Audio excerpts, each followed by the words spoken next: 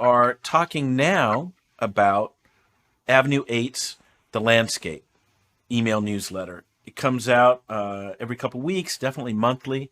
You can go to Avenue 8. I will put that in the, let's see here, in the comments.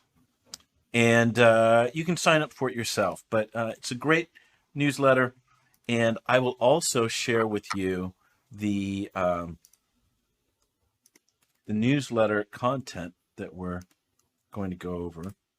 But let me go ahead and read it real quick. So it's The Landscape from Avenue 8, July 2022, Volume 12. And the theme is The Big Shift. So the post-frenzy housing market, the value of home as inflation, interest hikes, and potential recession.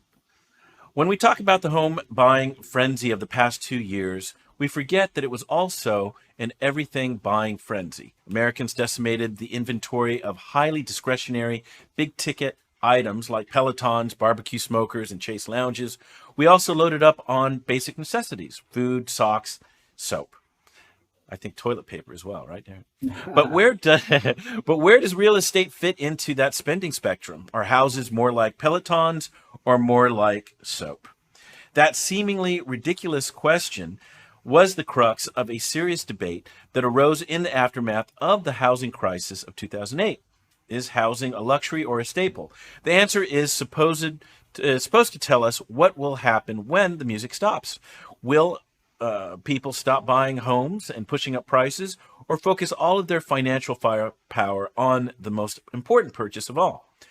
But this moment is very different from 2008. Household balance sheets today are very strong, as are the job market and the loans underpinning the housing market. And the differences in supply and demand are profound.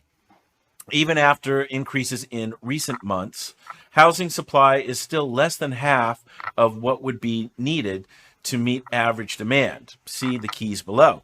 And with the largest generation in the country, millennials now reaching peak home buying age, demand will continue to be well above average.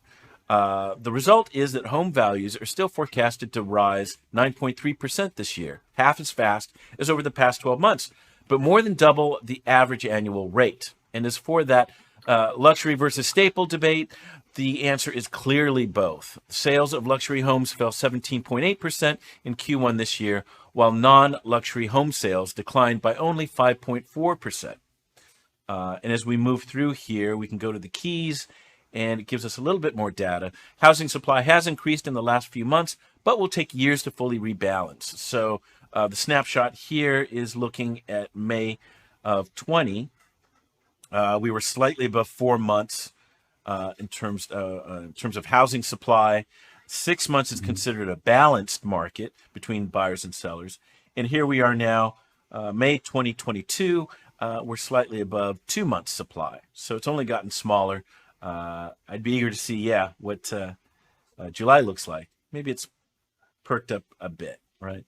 But still, very short.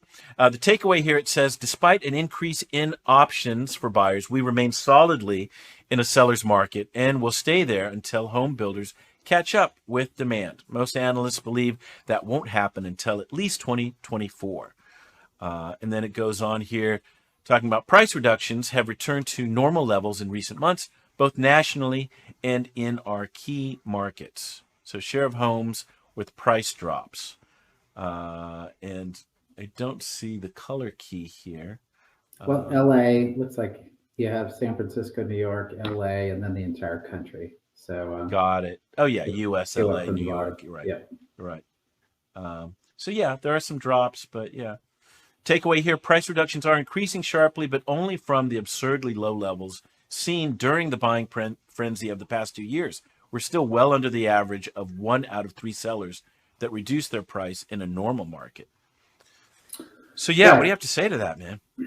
Well, yeah. What I love about these charts is it shows the up and downs, right? So even if you're in a down moment, maybe there's an opportunity, but it could come back. Hmm. We consistently say it's based on where you're at in your life and what's going on as to whether it's the right time to buy or sell. Right. Um, but we're definitely in an environment that we haven't seen in some time, where there's real debate on both Hmm. sides. People seem to have some legitimate reasons why things should move up or down. It seems to be a little more consistently saying there's a justification why it will stay up, but there's Hmm. enough people that believe it might move down, so it could create some opportunities in the market if you're a buyer. Um, and we are seeing price reduction, so there are some opportunities there for buyers. For a seller, I think we consistently, absolutely consistently see things that are presented well in good neighborhoods, have checked a lot of the boxes, are marketed well, are still selling at top dollar. That has Hmm. not changed.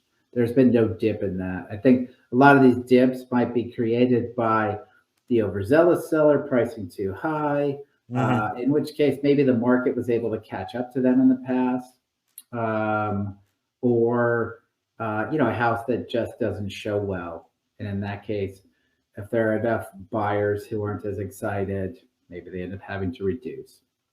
Right.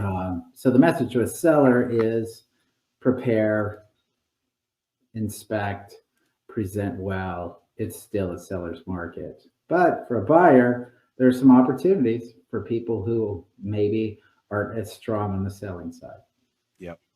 I mean, for me, what this said to me, and I think we've mentioned this a couple of times, is there is a big shift. It is a new world, but let's not over hype, reductions and other things.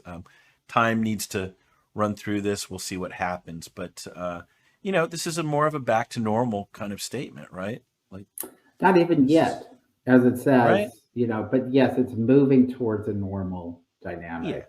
Yeah. Um, Still favoring sellers, but moving in the direction of buyers. Yeah. Yeah. All right. Well, there you go. I put it in the comments, so check it out yourself. Avenue Eight's own The Landscape email newsletter. Really good content for you.